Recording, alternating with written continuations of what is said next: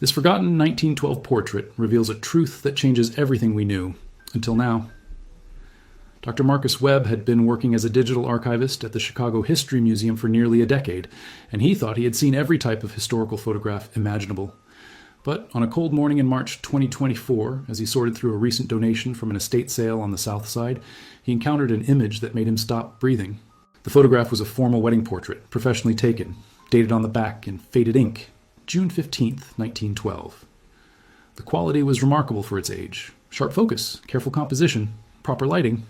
A young couple stood before what appeared to be a small church, the bride in an elaborate white gown with lace sleeves and a long veil, the groom in a dark suit with a high collar and boutonniere. What made Marcus freeze was not the quality of the photograph or the formality of the pose. It was the couple themselves. The groom was white, perhaps in his late 20s, with light hair and pale skin visible even in the sepia tones.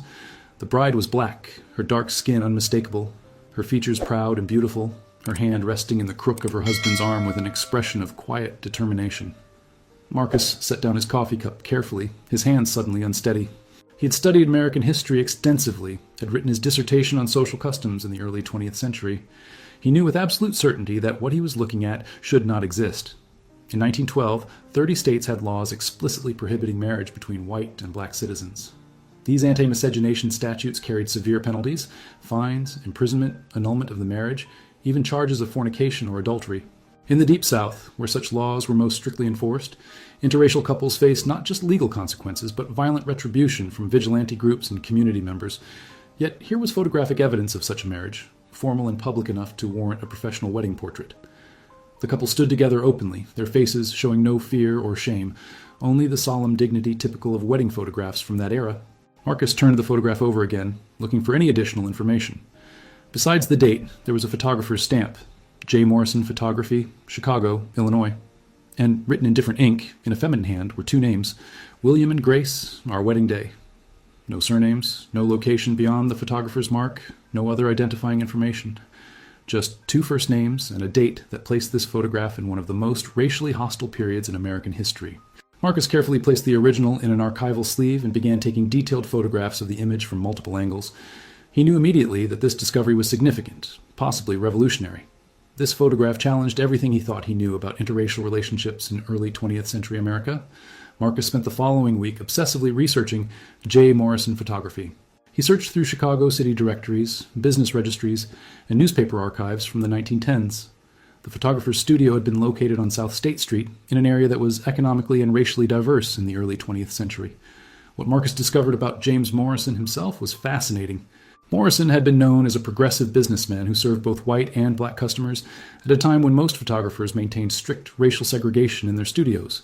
The Chicago Urban League's records from 1916 listed Morrison's studio as one of the friendly businesses that treated all customers with equal dignity. This explained why William and Grace had chosen Morrison to photograph their wedding. They needed someone who wouldn't refuse to document their marriage, someone who understood the courage it took to love across racial lines in 1912 America. Marcus found Morrison's great-granddaughter, Patricia, living in Evanston. When he called to explain his research, she invited him to examine her great-grandfather's business records, which she had inherited but never fully explored. The following Saturday, Marcus sat in Patricia's dining room, carefully turning pages of Morrison's appointment ledgers and personal journals. The entry he found took his breath away. June 15th, 1912. Wedding portrait, W. Patterson and G. Johnson. $5 a relish. But it was Morrison's personal journal that revealed the full story. The photographer had written, "Today I photographed a wedding that may be one of the most important of my career." Mr. William Patterson, a white bank clerk, and Miss Grace Johnson, a colored school teacher, came to document their marriage. They had wed just hours before at a small church willing to perform such a ceremony. Mr. Patterson explained they had traveled from Mississippi to marry in Illinois, as their home state would never permit such a union. They plan to return to Mississippi, but will live as employer and employee rather than as husband and wife.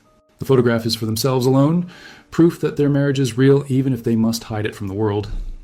Marcus sat back, processing this information. William and Grace had traveled hundreds of miles to circumvent Mississippi's anti-miscegenation laws, had married secretly in Chicago, and were planning to return to one of the most dangerous places in America for an interracial couple. They would have to pretend to be strangers, to deny their marriage publicly while maintaining it privately. The courage this required was staggering. Marcus knew he had to find out what happened to them, whether their hidden marriage had survived the brutality of Jim Crow Mississippi. He needed to trace their steps from this Chicago wedding day back to the Deep South, where their love was not just forbidden, but potentially fatal. 2 weeks later, Marcus arrived in Jackson, Mississippi, armed with the names William Patterson and Grace Johnson, and the knowledge that they had returned here after their 1912 Chicago wedding. He began his research at the Mississippi Department of Archives and History, working with a specialist named Thomas, who understood the complexities of searching segregated records. The challenge was immense. In Jim Crow, Mississippi, white and black citizens were documented separately. Different census forms, different city directories, different everything. If William and Grace were hiding their marriage, they would appear in completely separate records with no obvious connection between them. Thomas suggested they start by searching employment records for banks in northern Mississippi, since Morrison's journal had mentioned William worked as a bank clerk. After days of searching, they found him, William Patterson, hired in September 1912 by the First National Bank of Clarksdale, Mississippi, listed as unmarried, age 27. Clarksdale was a small delta town dominated by cotton plantations and rigid racial segregation. It seemed an impossible place for an interracial couple to attempt any kind of life together, even a hidden one. Yet the records confirmed William had settled there just 3 months after his Chicago wedding. Marcus and Thomas then searched for Grace Johnson in Clarksdale's colored records. They found her listed as a teacher at the Clarksdale Colored School beginning in 1913, residing at an address on the edge of town.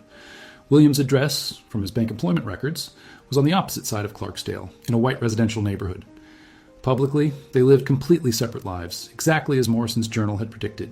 But they were there, both in Clarksdale, both unmarried according to official records, both maintaining the fiction that they were strangers while secretly being husband and wife. Marcus traced their lives through decades of records. William worked at the bank for 18 years, eventually becoming assistant manager. Grace taught at the colored school for over 30 years. Neither ever appeared as married to anyone else. Neither had children listed in any census documents. Then Marcus found something crucial in property records from 1925. William Patterson had purchased a small house on the outskirts of Clarksdale, in a marginal area that existed between the white and colored sections of town. Later, tax assessments mentioned auxiliary dwelling and servant quarters, suggesting additional structures had been built on the property. Marcus understood immediately. William had created a private space where he and Grace could actually live as husband and wife, hidden from the public eye. A place where their illegal marriage could exist behind closed doors, away from the scrutiny of a society that would destroy them if it knew the truth. Marcus drove north from Jackson to Clarksdale, following the historical address Thomas had identified. The landscape was flat delta farmland, stretching endlessly under a gray sky. When he reached Clarksdale, he found a town that still bore the marks of its segregated past. Though the legal barriers had been dismantled decades ago, the address led him to a rundown neighborhood where several properties appeared abandoned. Marcus stopped at a small grocery store and asked the elderly woman behind the counter about the old Patterson place. She studied him with sharp eyes before responding. "You're not from around here," she said. It wasn't a question. Marcus explained he was a historian from Chicago, researching a family who had lived in Clarksdale long ago. The woman's expression shifted when he mentioned William Patterson and Grace Johnson. "My grandmother used to talk about a teacher named Miss Grace," she said slowly. Said she was different, educated, proud, never married. Folks thought that was strange. A woman that smart and beautiful, living alone all those years. She paused, but maybe she wasn't alone after all. She gave Marcus directions to the property, warning him it was falling apart and scheduled for demolition. 20 minutes later, Marcus stood before a dilapidated house surrounded by overgrown vegetation. The main structure was clearly from the 1920s, with a sagging porch and broken windows. Behind it, barely visible through thick brush, stood a smaller building. Marcus approached carefully, testing each step on the rotting porch. The main house had been stripped bare long ago, but when he entered the smaller building behind it, he found something extraordinary. On one wall, someone had carved 2 sets of initials inside a heart, WP plus GJ. This had been their sanctuary, the place where their forbidden marriage had been real. Marcus stood in that dusty room, touching the century-old carving, feeling the weight of their secret love. William and Grace had hidden here, had built a life together in the shadows, had maintained their marriage against impossible odds. But he still didn't know how their story had ended. Had they grown old together? Had they been discovered? Had they died, still hiding their love from the world? The answers, Marcus knew, were still waiting to be found in Clarksdale's archives, and in the memories of those who had known them. Marcus's next stop was the old Clarksdale Colored School, now converted into a community center.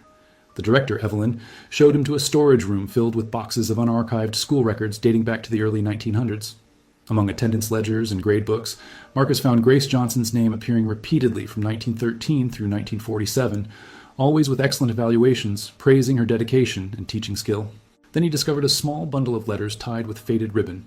all addressed to Grace Johnson at the school, all from the same sender, W. Patterson. Marcus's hands trembled as he untied the ribbon and opened the first letter, dated October 1913. "My dearest Grace," it began, "how strange to write to you when you sleep under the same roof each night, yet in the eyes of the world we are strangers. I write because there are things I cannot say aloud, even in our private home, for fear that walls have ears. I want you to know I do not regret our marriage, not for a single moment, though I know how much you sacrificed. You could have stayed in Chicago, lived openly and freely. Instead, you came back to Mississippi with me because I could not leave my aging parents. Your selflessness humbles me daily." The letter continued, describing an incident at the bank where a customer had made crude remarks about the colored teacher who doesn't know her place. William had recognized the man was speaking about Grace, his wife, but had been forced to stand silent, smiling, unable to defend her without exposing their secret. Marcus read through more letters, each revealing the emotional reality of their hidden marriage. William wrote about the constant strain of pretending indifference to Grace in public, the pain of watching her be treated with disrespect while he could do nothing. The letters spanned decades, documenting their enduring love and the price they paid to maintain it. One letter from 1920 described a terrifying moment when men had come to William's property claiming they had heard rumors about his unusual living situation. Well, William had thought their secret was exposed and prepared to defend Grace with his life, but the men were only investigating rumors about bootlegging during Prohibition. They had searched the property, found nothing illegal, and left. Still, the incident had frightened William enough that he suggested they become even more careful, perhaps never acknowledging each other, even in passing. The final letter in the bundle was dated December 1946, 34 years after their wedding. William's handwriting was shaky. "My beloved Grace," it read, "the doctor has confirmed my heart is failing. I do not have much time. Despite the hiding, the fear, the constant pretense, these 34 years with you have been the greatest blessing of my life. I have made arrangements. When I die, the property will transfer to you through legal means that will not raise suspicions.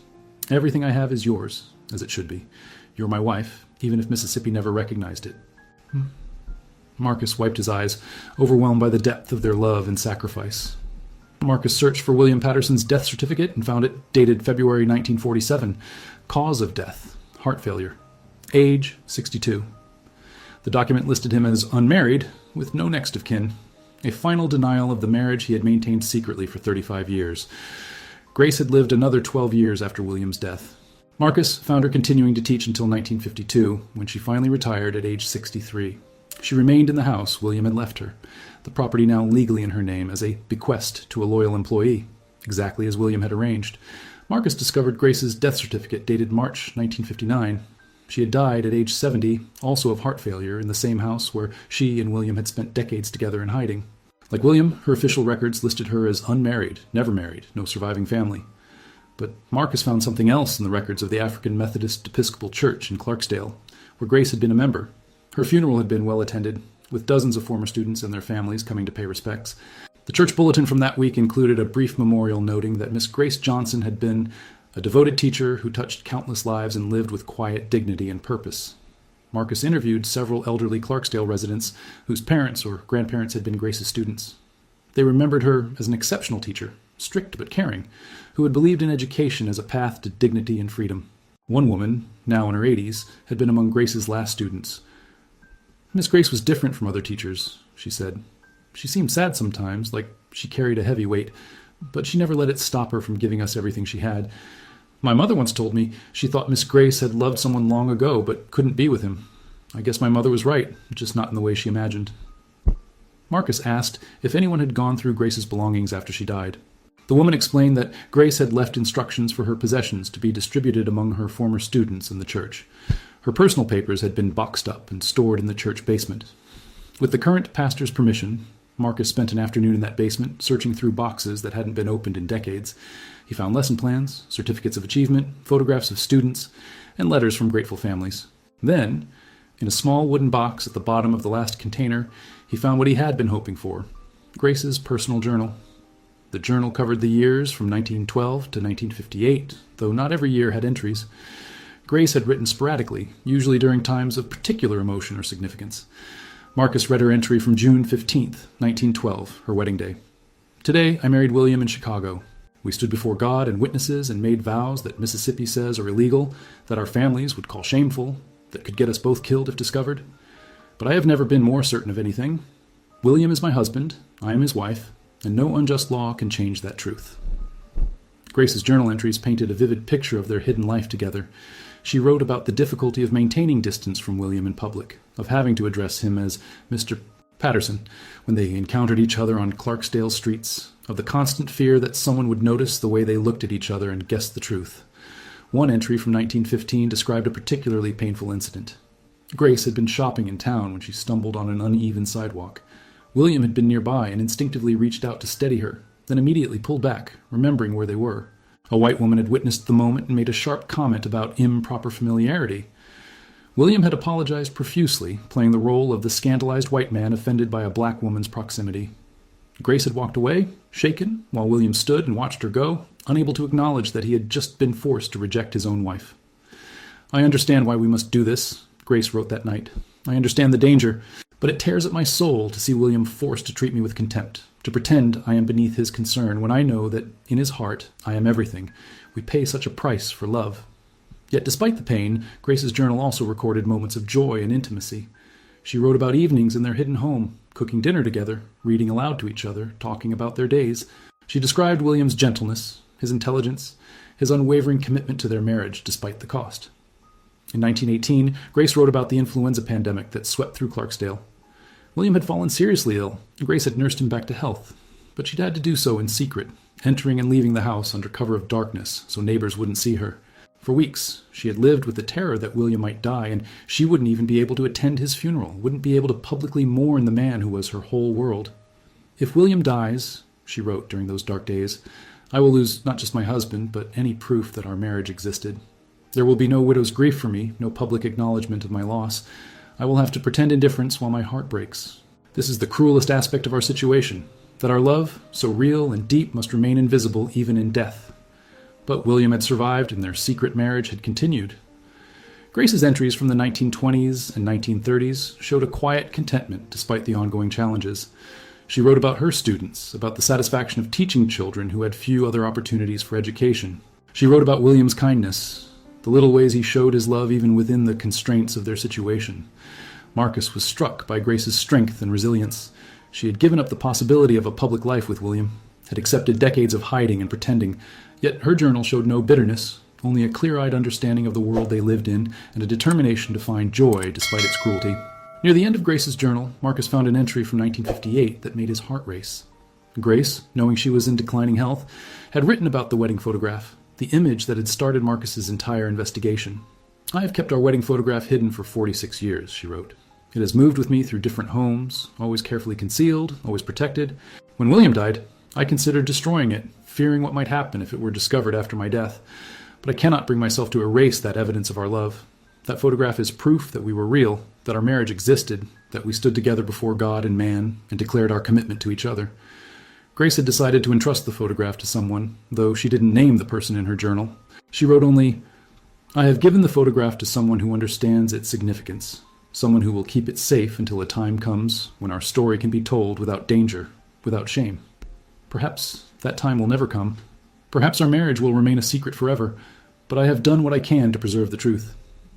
Marcus realized that the photograph must have been passed down through multiple generations before finally ending up in the estate sale where he had discovered it. Whoever Grace had entrusted it to had kept the secret, had protected the image for decades, until finally, more than a century after it was taken, it had emerged into the light. He returned to Chicago and contacted the family whose estate sale had produced the photograph. After some investigation, he learned that the estate had belonged to a woman named Dorothy, who had died at age 98. Dorothy's granddaughter, helping to settle the estate, agreed to meet with Marcus.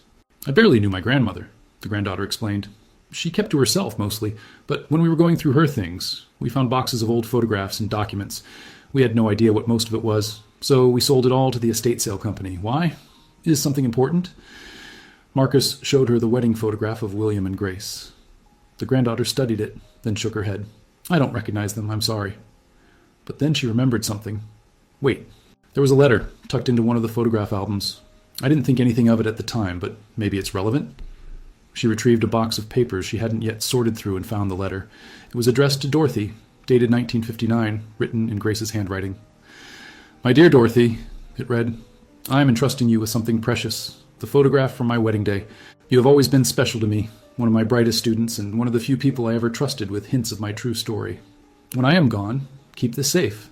Perhaps someday the world will be ready to know that your teacher, Miss Grace, was married to a man named William, and that we loved each other for 47 years, despite a world that said our love was impossible."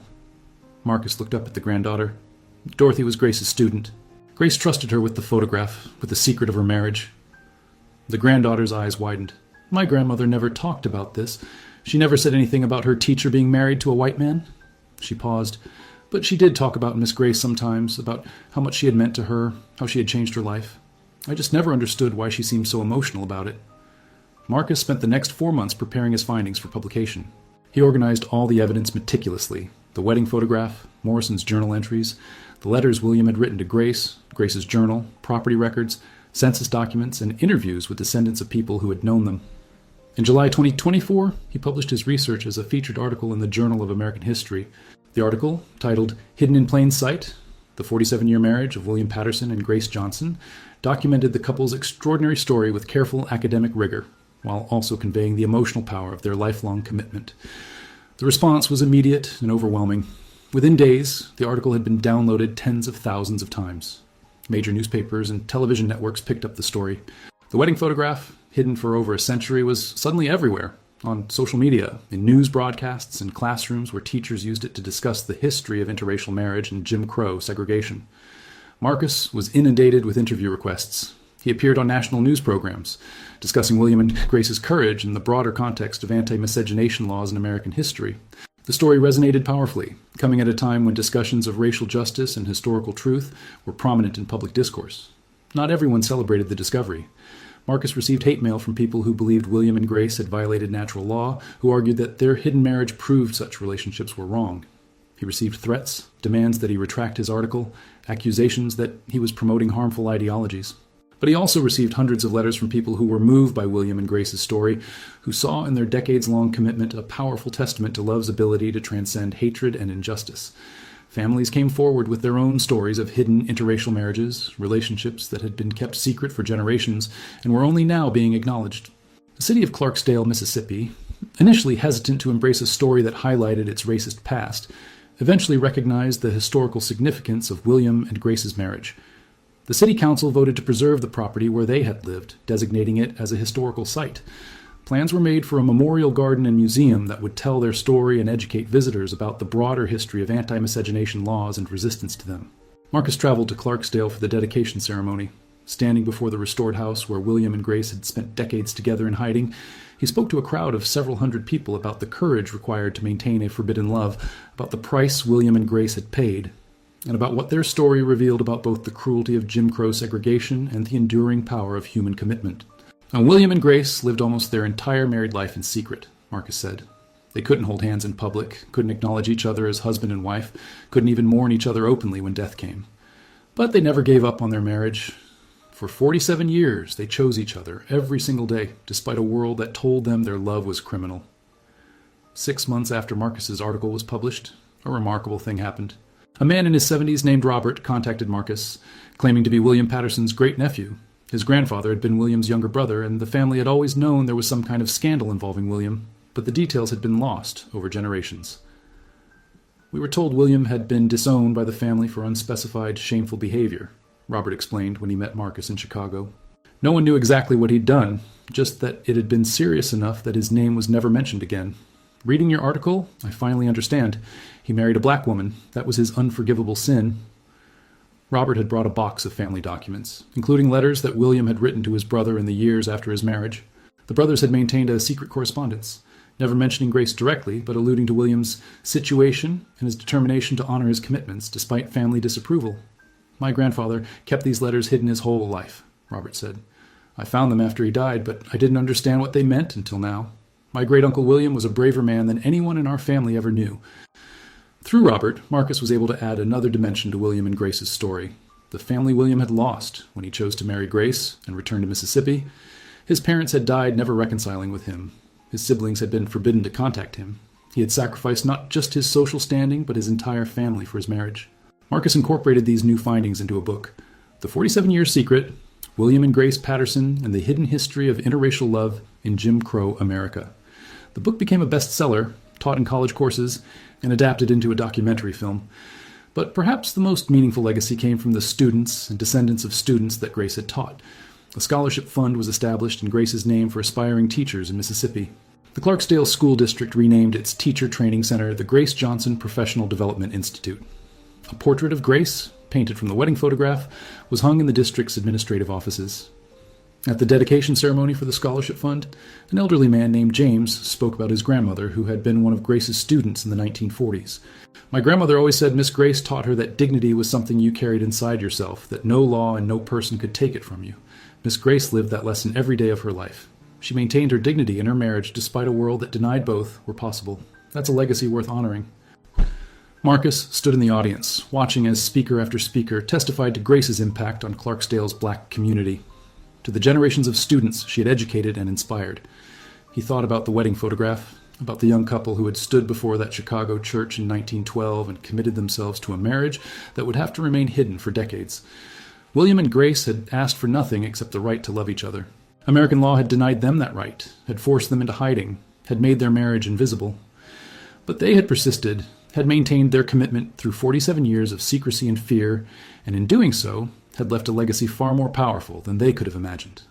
Their wedding photograph, hidden for over a century, had finally revealed its secret. And in revealing that secret, it had changed how thousands of people understood the history of love, resistance, and courage in America's darkest era of racial oppression. William and Grace's hidden marriage was hidden no more. Their love, denied